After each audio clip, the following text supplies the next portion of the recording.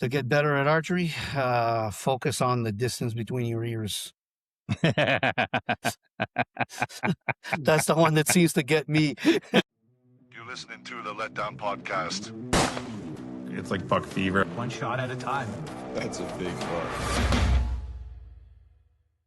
Yeah, let's get into this. Sure. Marcel, thanks for coming to the show. We appreciate it. Thanks for having me. You and I have talked on Facebook a few times. I know you make comments on our show, and I've I rated your Facebook. I'll be honest, I kind of do that sometimes. So, and I thought, this guy's pretty interesting. He had a lot of photos of bears, and I love, one of my favorite animals is bears to hunt and to eat. For those people who say, "Oh, it tastes too gamey," you don't know what you're talking about. Either you're not cleaning it right, or you're not cooking it right. So, but anyways, but let's start with you as like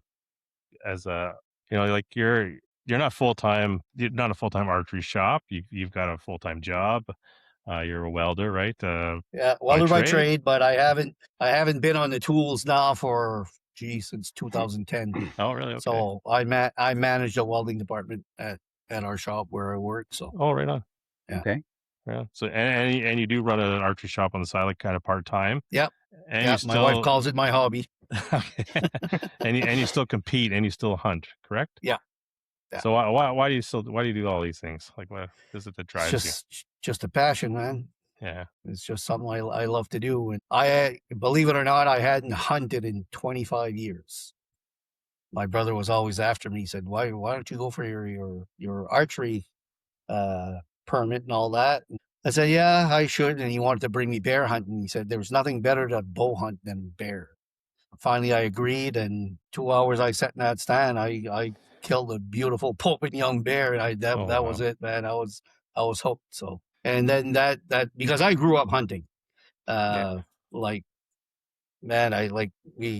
since we could be old enough to follow my old man in the woods, like we'd be out hunting moose and deer. He never hunted bear though, but that only came with his sons later on. So right on. But bear's my favorite thing to hunt. Yeah, it's nice to bring that back full circle, right? With your dad coming to start hunting bears after you think about, like, I think about my dad, like he's still around, but he's done a lot of. He used to take us out fishing, hunting. Yeah. Like he would walk trails with us, and like I took him.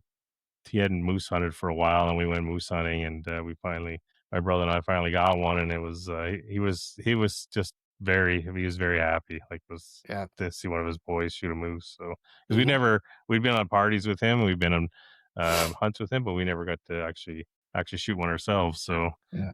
But it was awesome. So, well, my dad got his license. He was 92. Oh, wow. So we went hunting. We were successful that year, and then I think 3 years later. So when we brought him out at 92, he hadn't had his hip surgery yet. Oh, so he got his hip surgery, and then a few years later, he got his license again. I had my license in a different zone.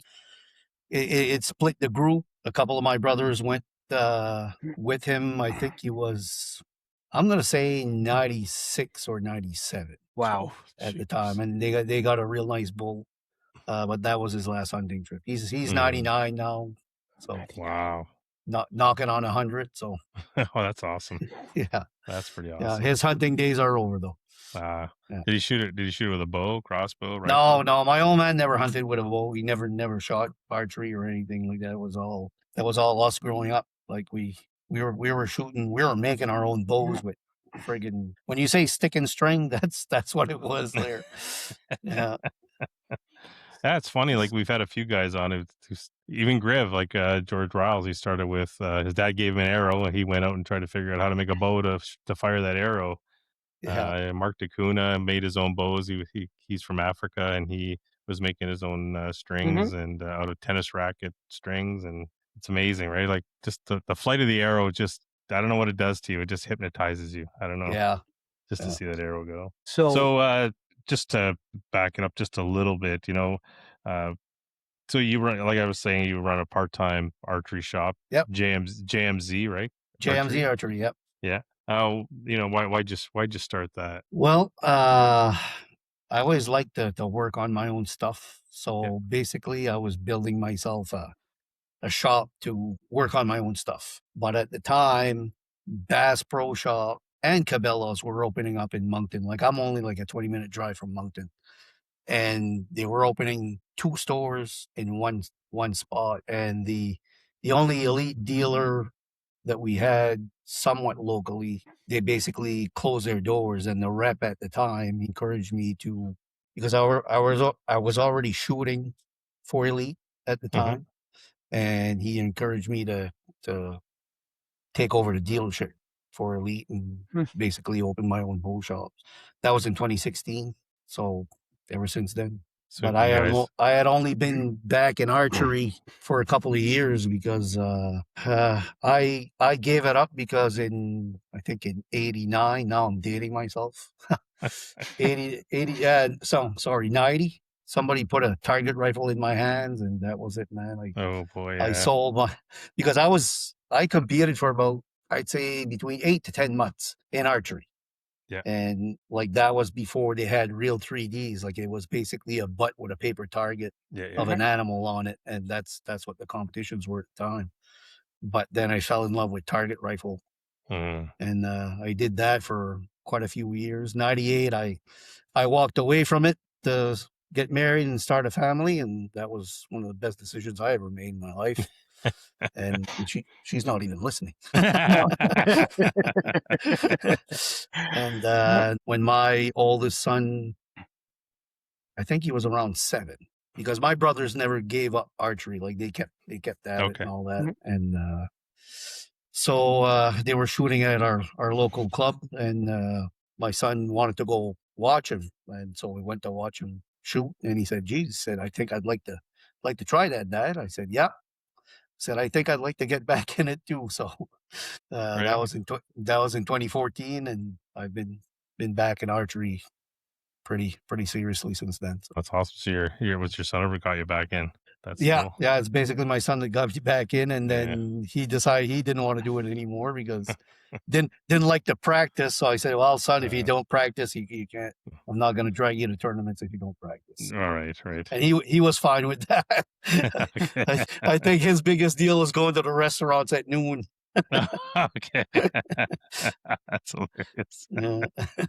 That's awesome. Yeah, I kind of have a similar path because I was when I moved to Toronto, I'm from Sudbury, Ontario originally. I kind of got out of hunting because where the hell are you gonna hunt around here, right? So yeah, you gotta travel 4 hours to get anywhere, or you have to know a guy who owns a farm or whatever. And I didn't have time, and then I got married, had kids. So I did competitive pistol and started doing competitive pistol in 2009, and then I had a son, and pretty much couldn't afford to do it anymore. It was more time than anything, right? And it is a lot of money. Like I know guys that do the long range rifle stuff, and it's not cheap, right? So, nope.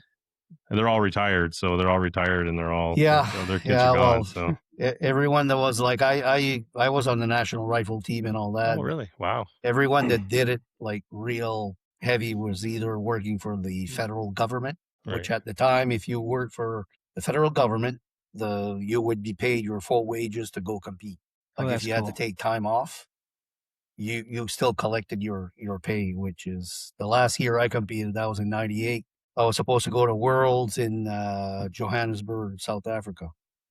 And it was gonna cost me $25,000 that year just to shoot. Geez. And I just said, no, that's it. I'm done. Goodness gracious. Yeah. Yeah, $25,000 in 1990s. That's No. not nothing to shake a stick at. No. So were you as obsessed about rifles as you are about bows now? Probably more. Really? Eh? Yeah, like I was pretty serious about rifle shooting. Oh wow. Yeah. Did you have a shop like you do now though? No. I was a driver, not a mechanic. Very nice. Now I'm the mechanic and the driver. Yeah. So with the like with JMZ, you probably don't need it financially, right? What keeps you doing it? Like what drives you to do that? I really like helping people. Yeah. Like it gives me a lot of pleasure to to outfit somebody in a new rig, and they get out of here and they're all excited and want to start shooting or hunting, something like that, or guys that have had trouble with their equipment for a long time and never got it set up correctly, and when they leave here they're just like a brand new person. Like, That's awesome. even though that you don't need a super tuned bow to be accurate, it just gives them that, when their bow's tuned correctly, it just gives them that much more confidence. Yeah, that's because that archery is a big mind game, right? It's Most of it. yeah. Yeah. If you think something's wrong with your bow, it's going to play with how you're shooting for sure. It's just something to add to your mind that you don't need in there, right? When you're drawing your bow. 100%. Yeah. Yeah.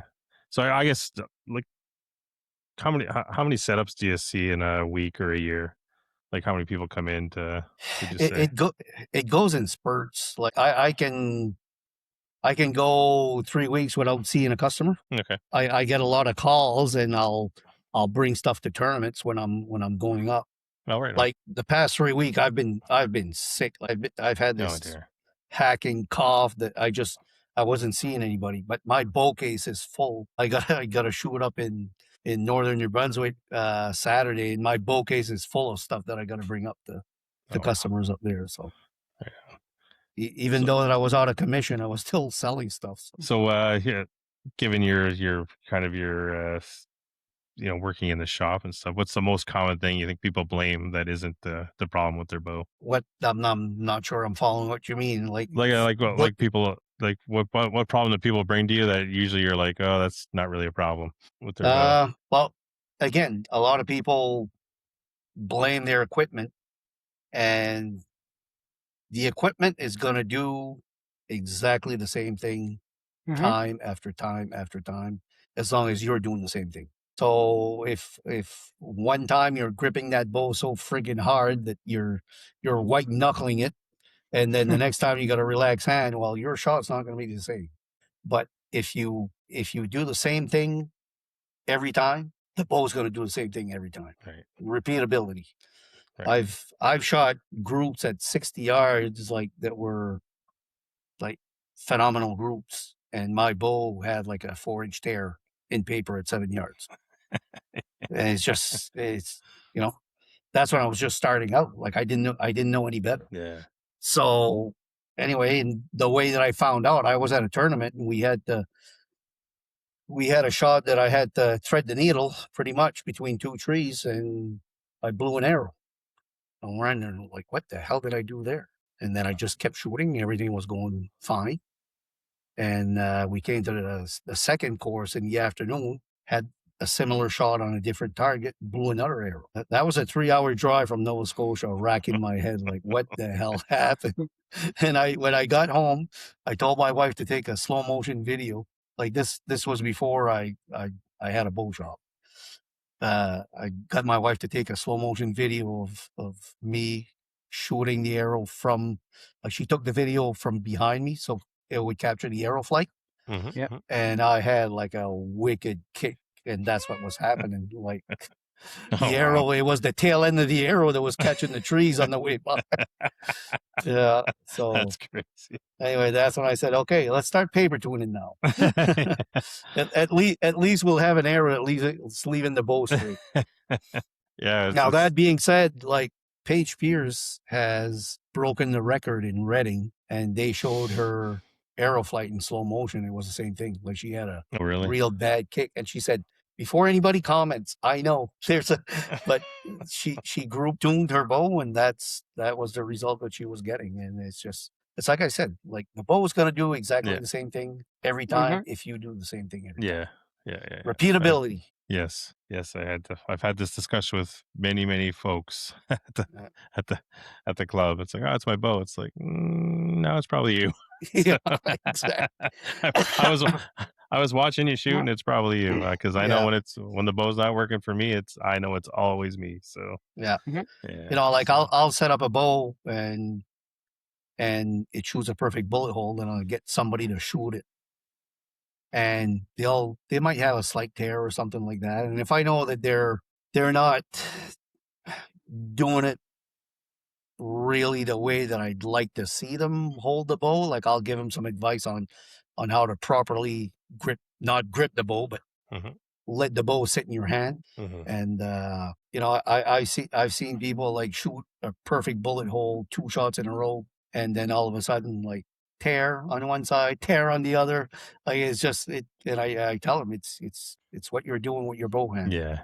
That's what's controlling that. Yeah, I had a similar experience. There was a gentleman at the club. He just bought one of the Bowtech Core SS. Has the movable cams, right? Yep. So he was getting a tear. I can't remember if it was knock left or knock right like this. So I said, let me shoot it. I shot a bullet hole 3 times. Yep. I said, so I looked at him and I said, well, let me watch you shoot. And it's every time he was shooting, his knuckles were just white. Yeah. And I said, dude, you are gripping the bow way too much.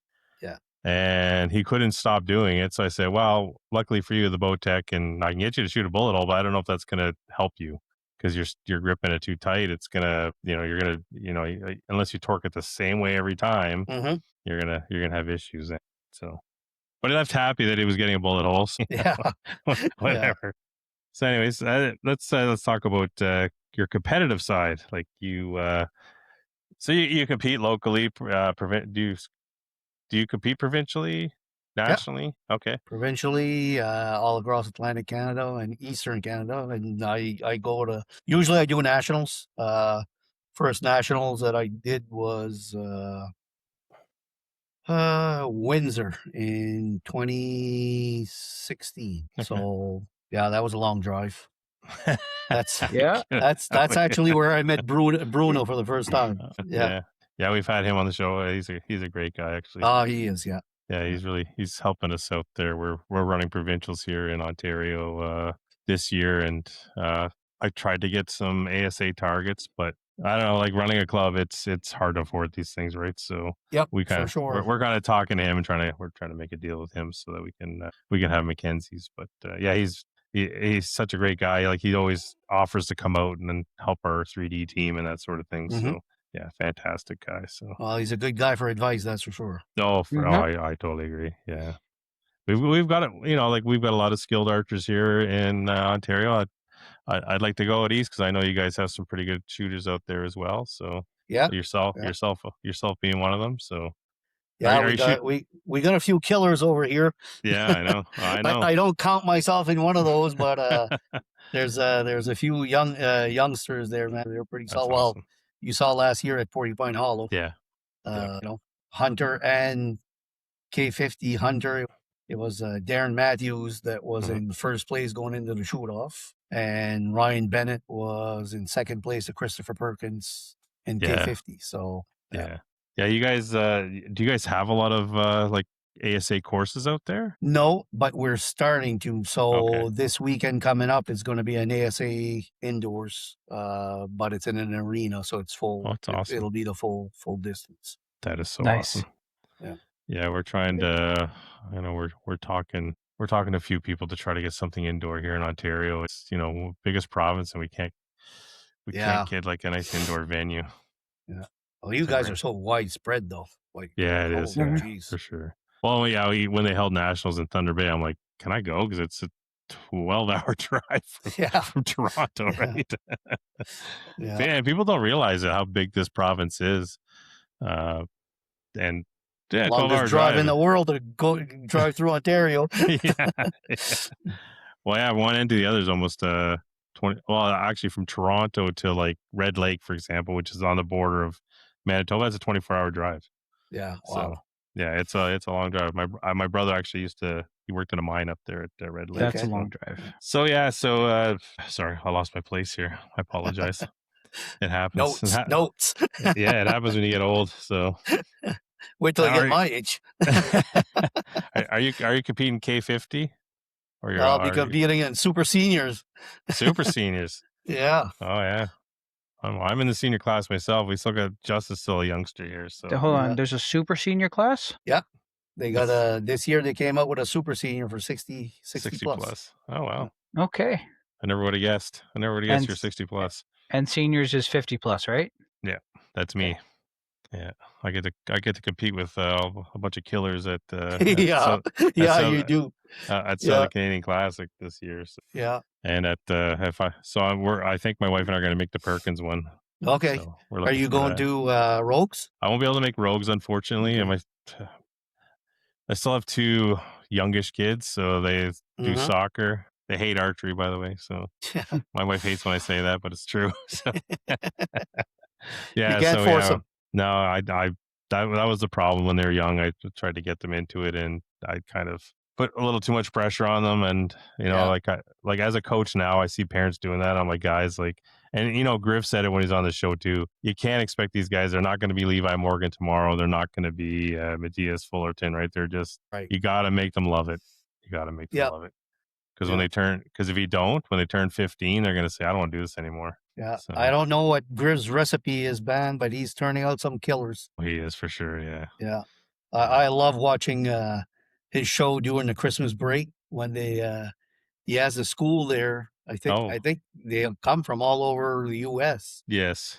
And it's like a 1 week school or something like that. And in the end they do a tournament. Oh wow. And it's pretty impressive. Like little kids like shooting 300s like it was nothing. Yeah, he's got quite the program. Like Valley and I actually want to go to his training center in Georgia either this summer or next. So we're arranged to have a lesson with him or It two would be lessons worth with it. him. Yeah, for sure, and just a class act when you talk to him. It's just an absolute class act. So do you do any coaching, Marcel? I'm not certified to do any coaching, but I've done a little bit here and there just to help people out. But besides that, like if typically if they don't ask for help, they don't want any. So Yeah, that's fair. yeah, my wife tells me that all the time. yeah. I just like to chat at the club. So it's like, Yeah. So I see somebody struggling. I'm like, you want some help? If they say no, I'll just go, okay, Mm-hmm. enjoy. So basically, I'll do a little coaching here when people come and they're newbies or something like that. But besides that, yeah. So the competition side, how do you think that translates into? Because you obviously you're doing competitive 3D. Do you do any of the other classes like field or no, I hate shooting paper. You and Justin are going to get along just fine then. Yeah, I fully understand and believe that it makes you a much better 3D shooter if you shoot paper. But it's just like I'll practice here, like in my basement. Like I got like 15 yards to shoot, wow. and I'll shoot paper. I don't shoot 3D, but and I think like this year, beginning of the year, the first 6 or 7 shoots that I went to, I've never shot scores that high, and I attribute it to shooting paper. So and maybe concentrating a little bit more. I find that when I lose focus, that's when I get in trouble. Yeah, Like big time. Like I've thrown shoots away by doing something really stupid, like forgetting to set my sight, or I struggle with target panic also. And I can be totally focused, and all of a sudden I'll get a dip bang, and it just miss. And the squirrels. There's a tournament. It's those damn squirrels. I'll tell you, they get in your head. And that's it. They get in your head. Do you have like a practice regimen that you follow or anything, or do you? No. You just shoot. I don't shoot a bunch of arrows. Okay. I'll if I can shoot a dozen good shot a night. Yeah. Per night, like I'm happy with that. I think Bruno said that too. It's like you want quality over quantity, right? Exactly. Yeah. Like you can just go and bomb a bunch of arrows, but if you're not really making a point of practicing, with thinking about your shot or whatever, then it doesn't really matter. But if you can get 12 quality shots, you actually think, okay, what's going right? Yeah. You're just not going to go anywhere, right? So, and I try to never stop on a bad end. Well, yeah, my bow is usually in the bush after a bad end. So, so do you think that 3D helps you prepare for? Do you think it translates to hunting? Oh, absolutely. Yeah. Because the pressure of 3D, if you're competitive at all, the pressure of 3D is going to help you in a pressure situation during hunting. Yeah. but you got to make that shot count. Like if you've competed and you felt the nerves on the line, it's going to help you in the tree stand or in the ground blind for sure. Yeah. And what does pressure look like for you? What happens to you when you feel that pressure? Really, to be honest, I don't feel too much pressure. Like I don't feel pressure from other shooters. I feel pressure from myself. Mm-hmm. Like I can get a little hot under the collar if I do something stupid. But I tell myself 5 seconds. You've got 5 seconds to be mad about it and then let it go. And I try to live by those words, but sometimes it doesn't always work out. Yeah, I try the same, and it never works out. So yeah. But it's like I said, like it's you make one bad shot and there's you've just shot yourself out of the tournament because it's too tight, especially in a known. Like I used to shoot unknown, and I've walked away with wins with misses, not multiple misses, but a miss. I've still walked away with the win because when it's unknown, if you judge a little bit better than everybody else, you can make up quite a few points there. So the competition nowadays in the known category is off the charts. Like for sure. Like I was watching the ASA pros, and it was like a 5-point swing from first to fifth, and I was like, like one shot puts you out. Yep, 100%. It's insane. Yeah, for sure. And it's not much different in Canada now. Like it's tight. Like even in the 100 division, I'm so shocked. Like the scores those kids are putting out, those guys are putting out, those the young bucks, as I like to say. Like we have a couple of killers at our club. They're used to the IBO game because most of the clubs here are all IBO targets, right? And we're trying to. That's why with this year we invested in all of the Reinhardts. We did invest in some ASA style targets, so that they can start practicing on those and get used to. Because it's the hardest thing to do for me, and because we just went and shot Galt, which they just switched over to Deltas. Okay. And the hardest thing for me to do is aim off center. Yeah. You find the safest thing to do is aim for the center. Most of the time, like if like if it's a tricky shot there, like a Wolverine at 48 yards, like I'm not calling rings. No, I'm hoping for a 10. So like especially with our old eyes, right? Like with that pin, sometimes it's covering the whole 10 at 48 yards. So I tried shooting for 12s. But I'm pretty sure I got more 8s than I did 10s because I was shooting for the lower and it would just go too low or like to the left or to the right. And I'm like, so at the end, I was just like, screw this. I just started center punching it. Yeah. Because I'm like, I got to make up ground somewhere.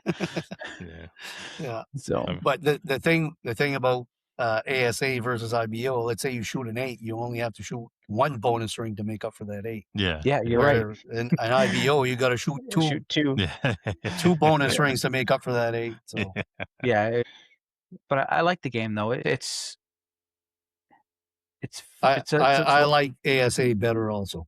It's a lot more strategic for sure. Yeah, for sure. Yeah, it's funny because when we proposed, because Ontario provincials, we've always used Archery Ontario rules, which is like an IBO. Sometimes it's two days of 40 targets, or was it 40 targets the first day, 20 days target it's the second day, and then a shoot off. So I proposed an ASA format, and a lot of the traditional guys, they pushed back. They don't like it because they are allowed to use a rangefinder, I think, or something like that. I don't know.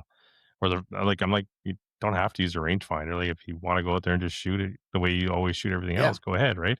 But anyways, it was it changed, of course, everyone. But there was a lot of guys who said, like, thank God, like this is finally we're doing something, that people want to play. This is the game most guys want to play is ASA. So, and I'm really looking forward to to it. I don't get to shoot it, of course, because it's at our club. But yeah, I'm looking forward to putting that event on. So Yeah, I definitely think the ASA is the future. yeah, it's the risk reward, right? Like you said, you're at a 48-yard Wolverine. You got about that much space between that bottom 10 and a 5. Yeah. Are you going to take that shot? Some guys will, and some guys will nail it, and you might not. So, maybe you pull up easy and take a 10, right? So, like there's a good thing a week on that actually. But a 10 at 48 yards on the Wolverine is not a given. No, it's not. No. Even though that it's not any harder than on a deer. No, because that's the thing about ASA. The scoring ring is all the same size. Yeah, but the size of the animal plays here, right? Yep, 100%. It's like why? And then the coloring of the Wolverine, like it's actually one of my favorite targets to shoot. Yep.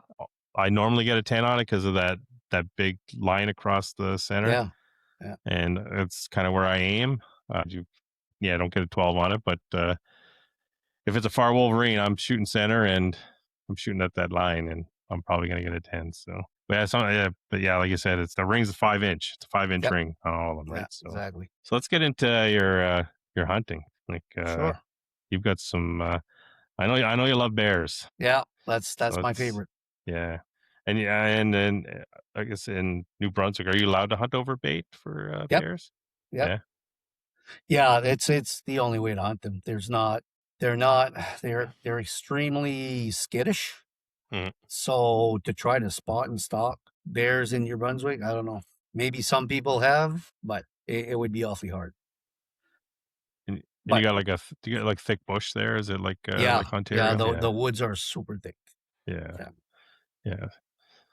Even like funny thing is like non-hunters will always, you're just hunting over bait. It's so easy, and it's like, have you ever tried it? It's not that easy. Yeah.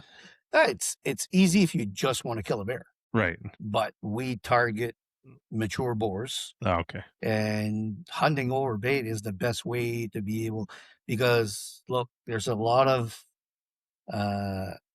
guys that pay outfitters to come and hunt, and they call the outfitters and they say, I've just shot a friggin' monster. And the outfitter will go and pick up his bear behind the barrel there. Oh, that's not the bear I shot. Yeah, it is. That's not a monster. Yeah. So bears just look big in general. Yes. So unless you got enough time to really have a look at them and judge them, it's easy to make a mistake. Yeah. Like some people have shot a lot of big sows thinking they were boars. Yeah. And that would be that's my worst nightmare. I never want to shoot a sow. Oh, okay. Because you're shooting your best bait. When you're setting up for the hunt, like let's say is there a spring hunt in Nova Scotia? Okay, so you're setting up spring hunt. New Brunswick, sorry. No, I don't know. No spring hunt in Nova Scotia. There you go. Yeah, it used to be like that in Ontario too. So you're set up for spring hunt. Do you have an area where there's big boars, or that you scout? Yeah, like we're like northern New Brunswick is just it's woods. It's all it is. Like anywhere from central to northern New Brunswick. You could set up a bait and 2 days later you got some mature boars on there, or you'll have one come by. Nice. But the area where we are and where we hunt, like it's a 3-hour drive for me to get up there. So once a week I go up and I meet my buddy that's up there already. He lives in northern New Brunswick, so we just meet up at a certain spot in Bathurst, and then we'll drive in. So we go up once a week to start baiting, and then in June we'll go up and stay for the full week. And we bait pretty well every day. Okay. We'll bring out the sweet stuff then. Do you have a favorite bait for the bears? Oh, he's not gonna tell his baiting secrets there, Justin. Jeez. No, I got those. If you want to bring in a bear from far, there's no better than beaver. Okay. Just like us is their favorite food. Jeez. There's the welding side. Yeah. But no, beaver is a delicacy for bear. Like they just love that. Like they will they will pick away at a hole, like a 2-inch hole, to try to bring out every piece of that beaver out of the bait barrel. Like it's unreal what they'll go through to get at that beaver. Wow.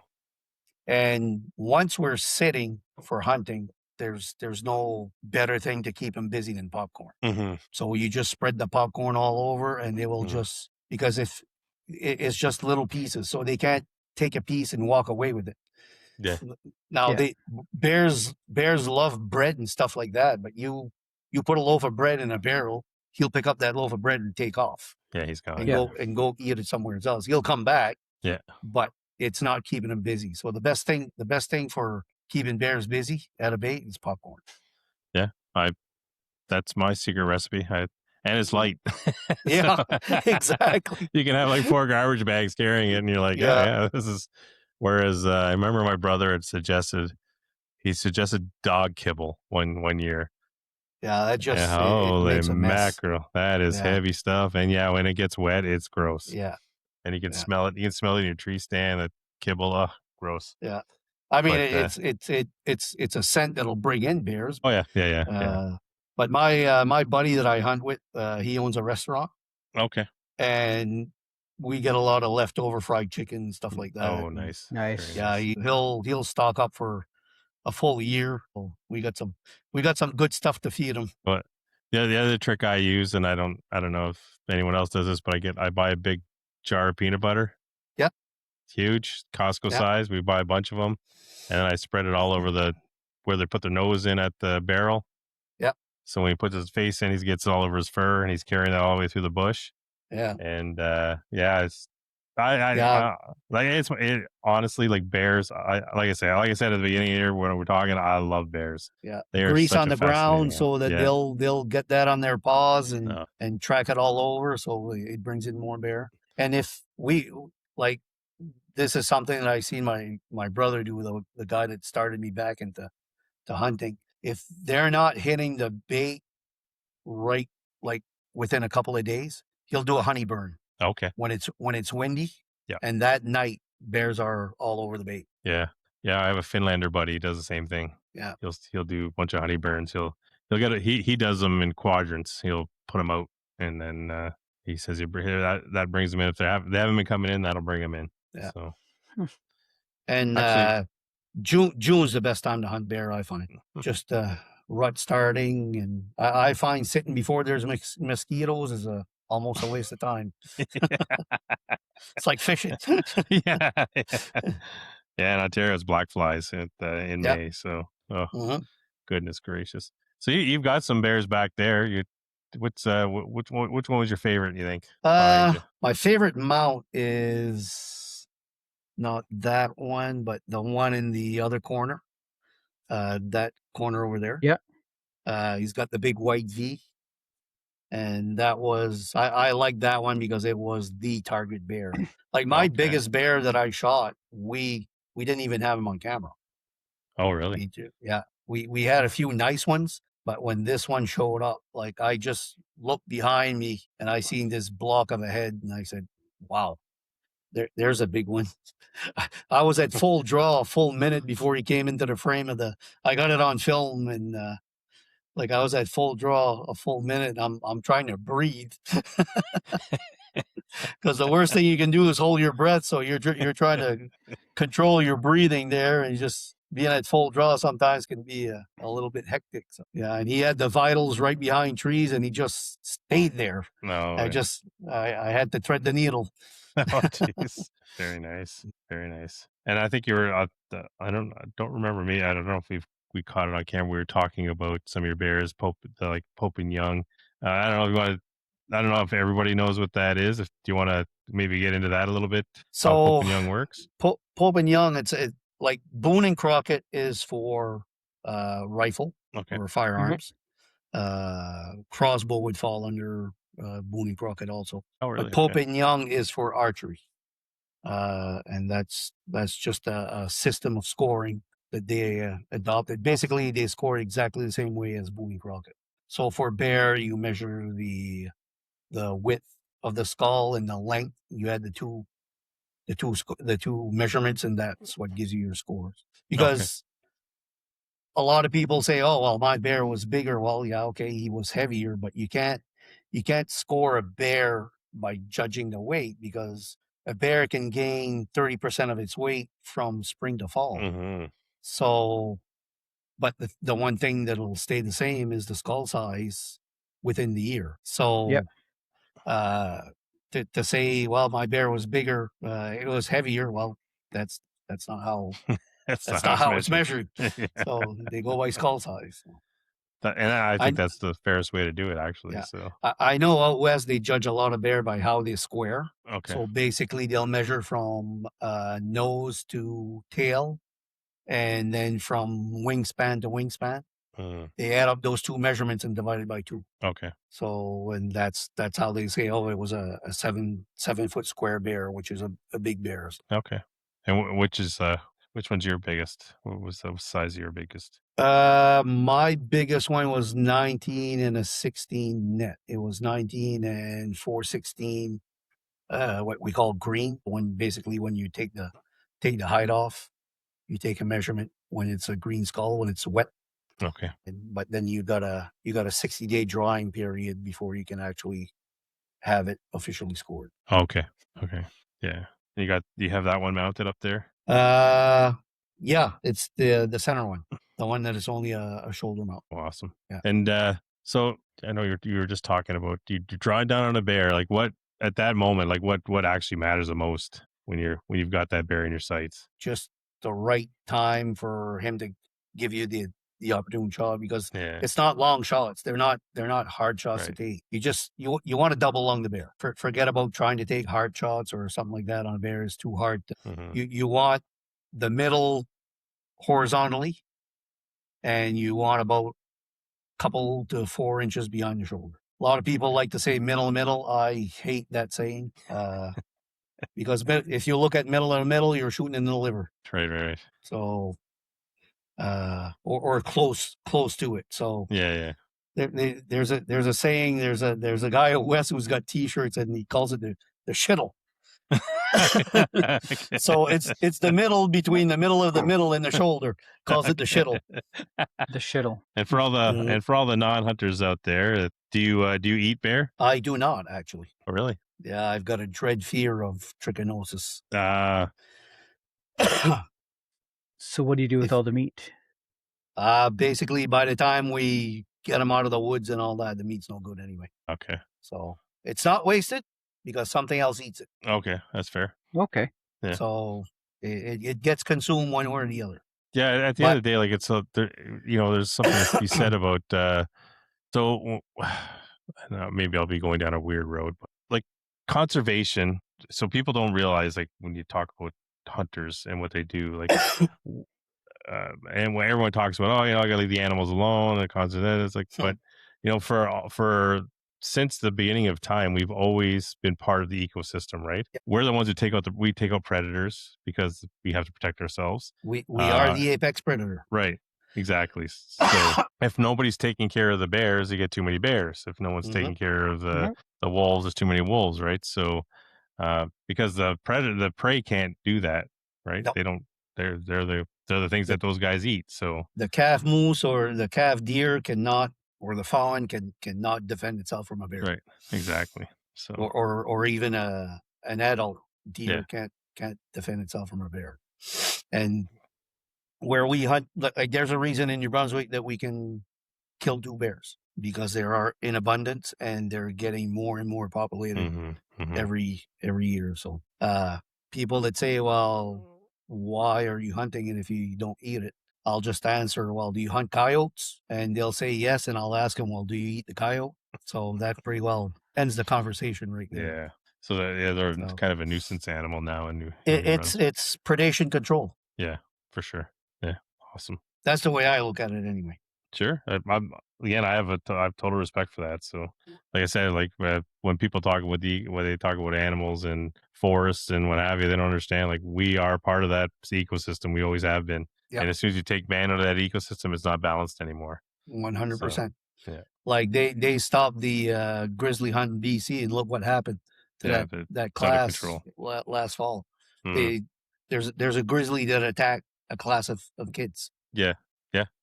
And it's just sheer luck that nobody got killed. Yeah. And then, now you've got cougars starting to be a problem too now, right? So nobody wants to kill the cougars. No. They want to hire people to kill the cougars, but there's a lot of guys who want to hunt them. So let them on them. Let them on them. Yeah, I agree totally with you. That's that'd be a hard hunt in my condition. old and chubby. Yeah. You do with a gun for sure. Well, it's the chase. Yeah. When they start chasing with the dogs, like you gotta go. You can't be too out of shape there to chase those suckers up the mountain, and you gotta wait for them to be treed. So yeah, you don't want them to get on your dogs. No, exactly. Because I can't remember what I was watching a show, and they chased one up there, and a guy shot it with a bow with his into a tree. It was pretty cool. Well, yeah, like you said, they were running as soon as the dogs took off. They were behind the dogs running after them. So to be honest, like I'm not against hunting with dogs if it's legal. But I don't know. I just couldn't see myself, even if I was in good enough shape to do it. I don't think I'd want to hunt bears with dogs like they do with me. It's just, that bear's running for his life, or whatever animal you're, and it's just, I don't know. It's you're stressing them out. Fair enough. It's like I said, I've got nothing against anybody that does it, but my personal choice, I wouldn't do it. Yeah, and you have to allow room for discussions, right? So like, 100%. And then again, like you're saying, that's your personal opinion. You don't have anything against it, but you have a personal opinion, and there's nothing wrong with that. And I think, God, we talk about society here, but when it comes to that, like, we really need to be able to, I just disagree with you. I'm not a bad person because I disagree with you, right? So yeah, exactly. Like it's, we're all supposed to be adult here, and we should be able to have a discussion and disagree and not be mad at each other for disagreeing. Yeah, exactly. 100%. It's like I said, like, I've got no problem whatsoever with people that hunt with dogs. It's just, if given the choice, I wouldn't do it. Mm-hmm. Yeah, you just don't. For you, it just doesn't feel right. So, yeah. So let's try to start wrapping it up. So after seeing it all, you got the shop, competing, hunting. What actually matters for you? Matters for me. Well, happy customers. Yeah. And what makes a happy customer? Being satisfied with the service that I gave them and the product that I sold them. Yeah. So far they've all seemed pretty happy when they left here.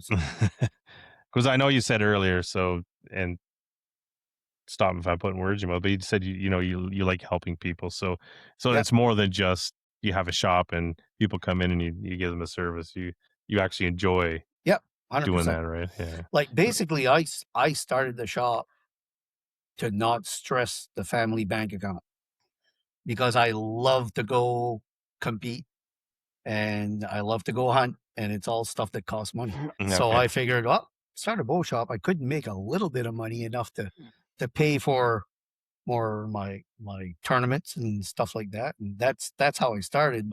Once I started seeing how people reacted to the service I gave them, like, that made me feel pretty good, and it just snowballed from there. So basically, that's what I thrive for, is having happy customers. Awesome. And then final question for you: if someone's listening, and wants to get better at archery, where should they actually focus? To get better at archery, focus on the distance between your ears. That's the one that seems to get me. It's very sound advice, Marcel. And anyways, I wanted to thank you for coming on the show today. That was great. That was a good conversation. Thanks for having me. I enjoyed it. Yeah.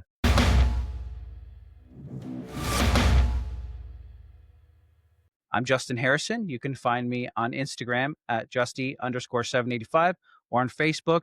Just look up Justin Harrison. I'm Misha Corso. You can find me on Instagram at Misha Corso. And if you're looking for some great bow hunting and sport shooting merch, look up Stray Sons Archery on Instagram.